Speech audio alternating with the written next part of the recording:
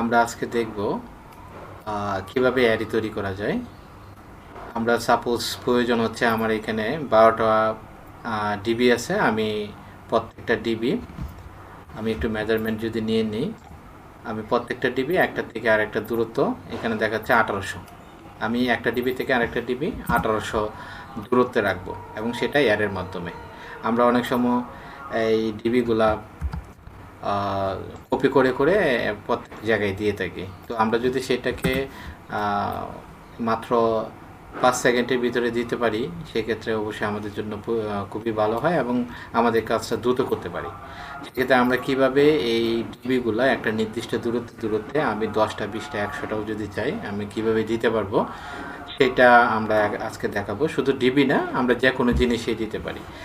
Suppose হচ্ছে আমরা কেবল মার্কিংয়ের জন্য যেই এই মার্কটা দিয়ে থাকি সেটাও দিতে পারবো, ডিবি দিতে পারবো, লাইনগুলো দিতে পারবো, আপনি যা চান সেগুলোই দিতে পারবেন। এখন আমি চাচ্ছি যে এই ডিবিগুলো প্রত্যেকটা 1800 দূরত্বে দিব।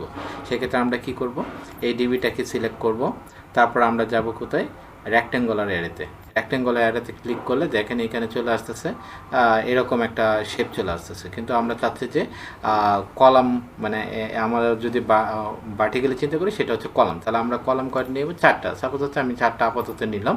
আর রো হবে কয়টা, আমার একটা রো হবে এবং প্রত্যেকটা ডিবি একটা থেকে আরেকটা দূরত্ব হবে আমার সাপোজ হচ্ছে 1800। আপনারা অ্যাজ ইউজুয়াল আপনাদের যা প্রয়োজন হয় সেটা দিতে পারেন।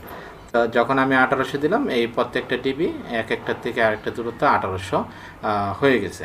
এখন আমার কয়টা ডিবি প্রয়োজন, আমার এখানে আমি যদি চিন্তা করি এখানে 12টা ডিবি আমার লাগবে। সেক্ষেত্রে আমরা শুধুমাত্র 12টা ডিবি এইখানে কলমের ঘরে যদি আমরা 12টা লিখে দিই, তাহলে হচ্ছে আমাদের 12টা ডিবি হয়ে গেল।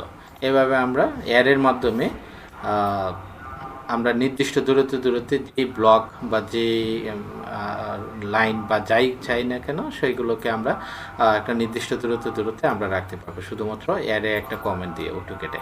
তো থ্যাংক ইউ আমার ভিডিও দেখার জন্য। লাইক কমেন্ট অবশ্যই শেয়ার করে যাবেন।